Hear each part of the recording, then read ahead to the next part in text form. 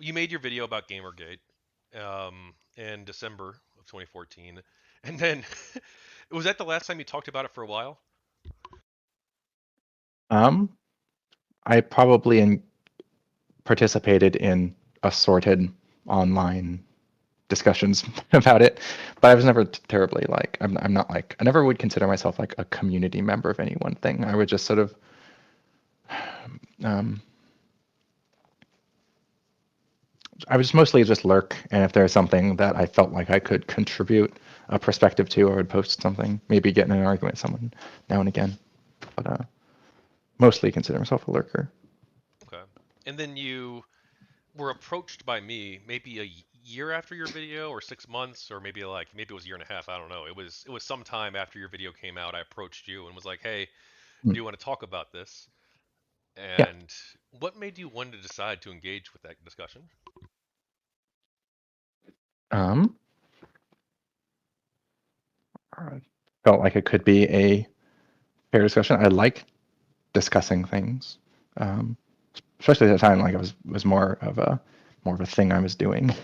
I'm a little more busy nowadays, but um, I wanted to engage in the discussion in some way and sort of do what I could to sort of contribute.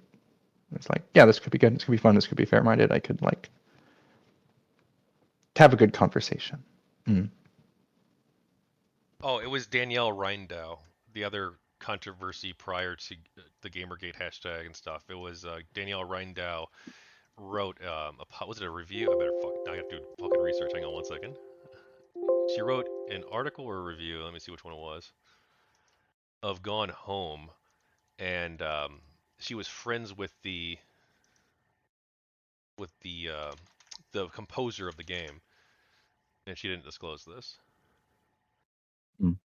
Sure. Okay, it was a review. It was a 10 out of 10 review on Polygon, Mm. and that was undisclosed. Sorry, that's like sorry. That was one of the things that was discovered prior to GamerGate. Sorry, sorry. Getting back on track. Sorry. Unless you want to talk about that, we can. But Not particularly. okay. Um, how did the discussion with me go? I remember it being very good. I mean, I'm always, yeah, I'm fairly introverted myself, so I'm always a little anxious, like having conversations. But my impression was always that, like, yeah, it was a positive experience. Yeah, it's good. Yeah, I think in the beginning, maybe I'm harsher on myself than you are, but with harsher on me. But I think in the beginning I went in and I'm like I got timestamps of like every claim that you made in the video that I disagreed Right. with. And like that wasn't like the best approach to do this. I 100% concede that. And then I think like the first hour I think was like us, or maybe 30 minutes, I don't know, was us going like back and forth over like specific points. Um Yeah. and I mean, I like, don't go ahead. yeah, I mean, like at the time, like one of my first like reaction videos is like, here's this one like anti-SGW video. I'm gonna break it down into like 50 different like little quotes, and I'm gonna like respond individually each one, and I'm just gonna sort of make the thrust of my video this sort of gish gallop of like, here's me like exhaustively going through every little bit that this person like said. So like at the time, I was a little more of that minded anyway. It's like if you're gonna like bring like little quotes, it's like great.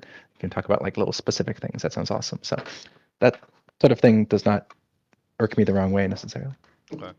Yeah, I was a Mm-hmm. bit more like that too at the time, and Mm-hmm. I I think it became like a much better discussion as the conversation went on, and then like we decided to have, well, you decided to engage with me more, and we had like I don't know, like two or three or four other streams maybe, or maybe more than that. Mm-hmm. We had a Yep. lot of different streams together talking about this, and also you talked with Porcelain Chips. Did you talk with anybody else too?